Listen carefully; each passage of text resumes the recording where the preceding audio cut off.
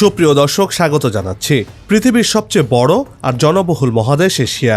আনুমানিক 456 কোটি জনসংখ্যা রয়েছে এশিয়াতে, যেখানে বিশ্বের 60%-রও বেশি মানুষ বসবাস করেন। সবশেষ স্বাধীন রাষ্ট্র পূর্ব তিমুর সহ 49টি স্বাধীন সার্বভৌম রাষ্ট্র নিয়ে এই মহাদেশটি গঠিত।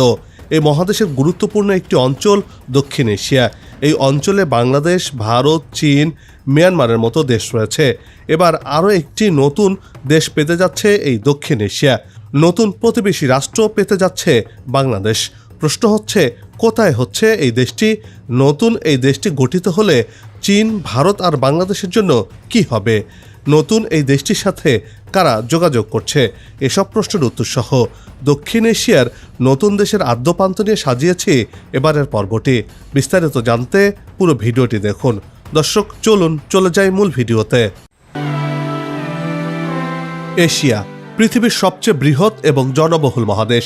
প্রাথমিকভাবে এই মহাদেশ পূর্ব ও উত্তর গোলার্ধে অবস্থিত, আর এশিয়ার মধ্যে অবস্থিত মিয়ানমার। আগে বার্মা নামে পরিচিত ছিল দেশটি। প্রাচীন নাম ব্রহ্মদেশ। দক্ষিণ পূর্ব এশিয়ার রাষ্ট্র এই মিয়ানমার।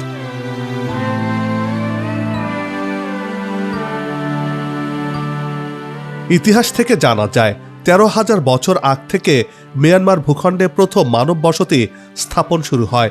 মিয়ানমারের সবচেয়ে প্রাচীন আদিবাসী ছিল তিব্বত